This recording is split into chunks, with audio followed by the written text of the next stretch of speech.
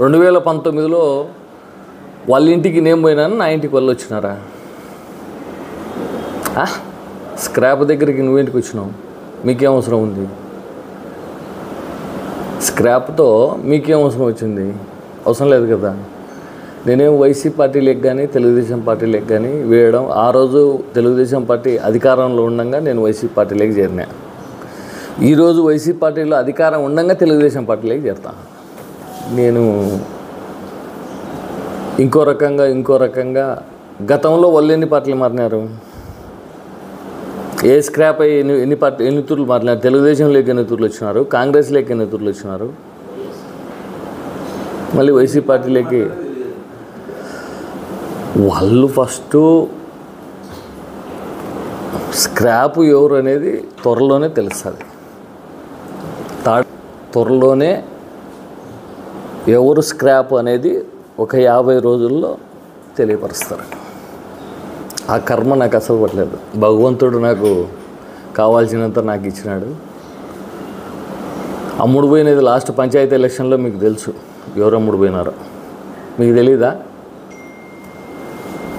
మీకు తెలియదా చెప్పండి.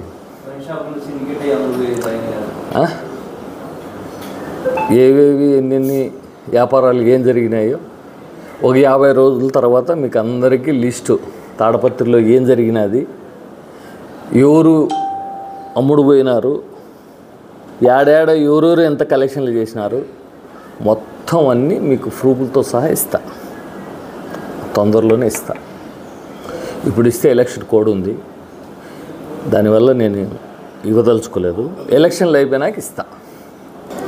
ఏం లేదు, నాది జేసీ వాళ్ళు నేను మాది ఒక సొంత ఇల్లు మాదిరి.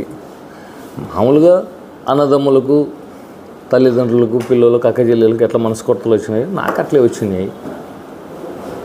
మళ్ళీ ఒక 5 ఏళ్ళ 6 ఏళ్ళ తర్వాత మళ్ళీ కలుసుకున్నాం అంతే. ప్రణాళిక అస్మిత్ రెడ్డిని గెలుపు కోసానికి మా ఛాయశక్తుల ప్రయత్నిస్తాం, గెలిపిస్తాం.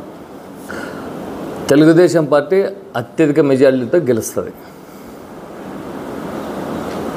డిన్నర్ అంటే పొద్దున్నే 10 గంటలకు పార్టీలో చేరాలనుకున్నా, 8 గంటలకు పల్లెల నుంచి వస్తారు.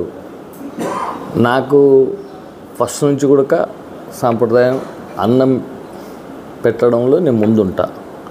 మీకు తెలుసు కరోనా టైంలో డైలీ 10-15 వేల మందికి 68 రోజులు పెట్టినా. నాకు ఏదైనా కానీ అన్నం పరబ్రహ్మ అనే ఇదితో నేను ఫస్ట్ భోజనం పెట్టి నేను పోతాను.